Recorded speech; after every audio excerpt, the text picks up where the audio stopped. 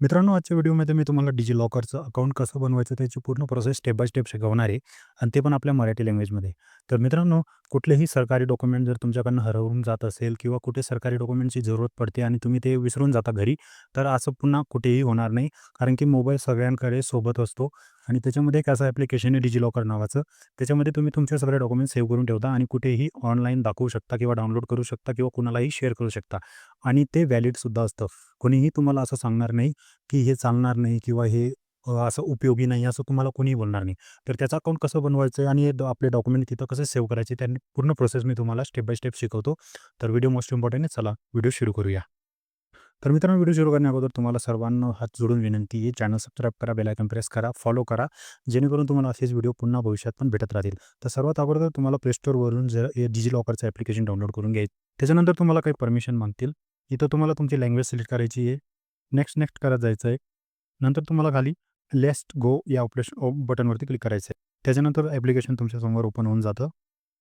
त्यानंतर तुमच्या मोबाईल नंबरने जो तुमचा मोबाईल नंबर आधार कार्डची लिंक आहे त्या मोबाईल नंबर टाकायचा आणि कंटिन्यू बटनवरती क्लिक करायचं आहे.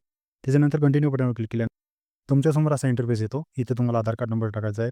इथं तुमचं अकाउंट सिलेक्ट करायचं आहे. त्याच्यानंतर तुमचा एक पासवर्ड सेट करायचा जो तुम्हाला कंटिन्युअसली आठवण राहील. जसं तुमची जन्मतारीख किंवा तुमचा मोबाईल नंबर किंवा कुठलाही असा नंबर जो तुम्हाला कंटिन्यू आठवण राहील. ठीक आहे. त्याच्यानंतर ओ-टी-पी येईल तुमच्या मोबाईल नंबरवर. तो ओ-टी-पी इथं टाकायचा आहे. अलाऊ ऑप्शनवरती क्लिक करायचं आहे. तुमचा अकाउंट सक्सेसफुली बनून गेला आहे. तर इथं तुम्हाला इश्यूड खाली एक ऑप्शन पाहायला मिळतो त्याच्यावरती क्लिक करायचं. इथं तुमचं आधार कार्ड इथं ऑटोमॅटिकली फेच होऊन येऊन जातं कारण की तुम्ही आधार कार्डने ऑथेंटिकेशन केलेलं आहे. म्हणून तुमचं आधार कार्ड ऑलरेडी या ॲपमध्ये सिलेक्ट होऊन गेलेलं आहे. इथं ते ॲड होऊन गेलेलं आहे. तर आधार कार्ड जर तुम्हाला गरज पडली कुठेही, तर तुम्ही इथं क्लिक करून तुम्ही आधार कार्डचा उपयोग करू शकता, शेअर करू शकता, डाउनलोड करू शकता. ठीक आहे. कोणाला दाखवू शकता. तर या प्रकारे आधार कार्ड तुम्हाला पाहायला मिळून जातं. त्याच्यानंतर एक्सप्लोर मोर या बटनावरती क्लिक करायचं आहे किंवा तुम्ही वरती सर्च पण करू शकता. त्याच्यानंतर तुम्हाला इथं तुमचा स्टेट निवडायचा आहे. इथं तुम्हाला तुमचं काही क्वालिफिकेशनचे जे सर्टिफिकेट असतात 10वी 12वीचे किंवा ग्रॅज्युएशनचे, ठीक आहे. ते इथून तुम्ही तुमचं सर्टिफिकेट सिलेक्ट करू शकता. जसं आमच्या केसमध्ये आम्ही 10वी पासचं मार्कशीट इथं सिलेक्ट केलेलं आहे. त्यानंतर तुम्हाला इथं तुमचं नाव, तुमचा रोल नंबर आणि तुम्ही कुठल्या वर्षामध्ये 10वी पास झाले ते निवडायचं आणि गेट डॉक्युमेंटवरती क्लिक करायचं. त्याच्यानंतर क्लास 10ची मार्कशीट इथं ऑटोमॅटिकली ॲड होऊन जातं. त्याच्यावरती जसं क्लिक करणार, इथं तुमचं डॉक्युमेंट ऑटोमॅटिकली तुम्हाला पाहायला मिळून जाईल.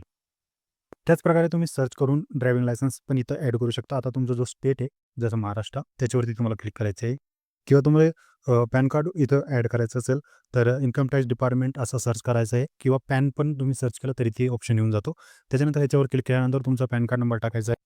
या प्रकारे तुमचे सगळे ऑप्शन पाहायला मिळून जातात, की तुमचं नाव काय, तुमचं डेट ऑफ बर्थ काय, तुमचं की मेल आहात, तुमचं पॅन कार्ड नंबर आणि तुमचं पॅनवर काय नाव आहे, तो नंबर टाकायचा आहे आणि गेट डिटेलवरती क्लिक करायचं. त्याच्यानंतर तुमचं पॅन कार्ड पण तिथं ॲड होऊन जातं. तर या प्रकारे तुम्ही तुमचे जेवढे डॉक्युमेंट आहे, जसं आपले क्वालिफिकेशन असलं, Aadhaar card, PAN card, voter ID card, driving licence, ठीक आहे. जे अदर डॉक्युमेंट आहे, हे सगळे टोटल डॉक्युमेंट तुम्ही इथं ॲड करू शकता आणि त्यांना कुठेही उपयोग करू शकता.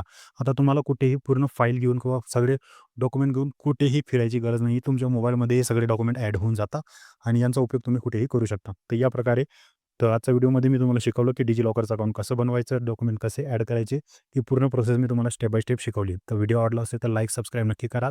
आपला Facebookवर किंवा Instagramवर व्हिडिओ पाहत असाल तर फॉलो नक्की करा. भेटू आपण नवीन व्हिडिओसोबत. तोपर्यंत धन्यवाद. जय हिंद, जय महाराष्ट्र.